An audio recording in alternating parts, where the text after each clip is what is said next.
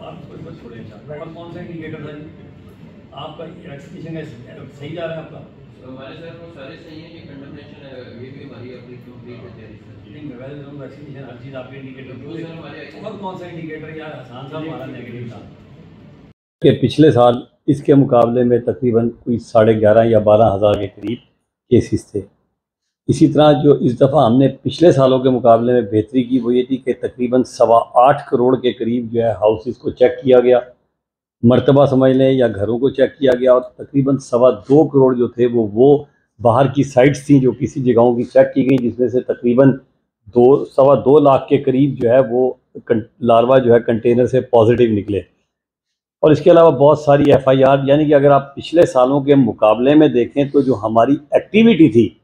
وہ اللہ کا شکر ہے بہت زیادہ تھی،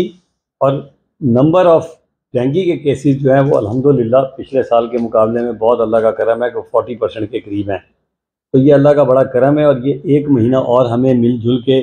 بڑی مطلب ہے ایک اچھے اس کے ساتھ ہمیں اس پہ کام کرنا ہے، اور اگر ہم یہ کام انشاءاللہ کر گئے تو اللہ نے چاہا جو سردی آئے گی، مجھے اللہ کی ذات سے امید ہے، کیونکہ اللہ کی ذات کے بغیر تو کچھ بھی نہیں ہوتا، ہماری جتنی مرضی محنت ہو، اور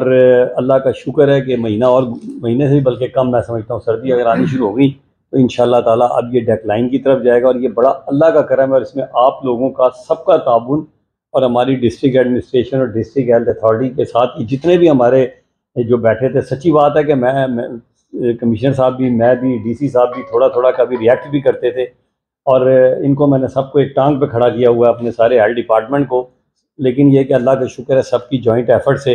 ابھی تک اللہ نے بڑی عزت رکھی ہوئی ہے۔ لیکن اس کا یہ مطلب نہیں ہے کہ ہم ایک دم سے یہ ریلیکس ہو جائیں کہ جناب بڑا اچھا جا رہا ہے اور کوئی اللہ نہ کرے مس ہیپ ہو جائے یا کوئی ایک اور ایسی چیز نکل آئے۔ تو اس لیے میری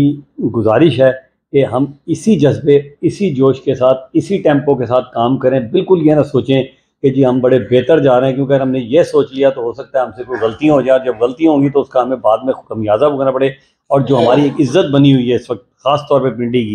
پنڈی کے حوالے سے جو ہے نا، اللہ کا شکر ہے لاہور میں بہت اچھے ہمارا ایک امپریشن ہے، سوائے سر جی 5-6 انڈیکیٹرز کے۔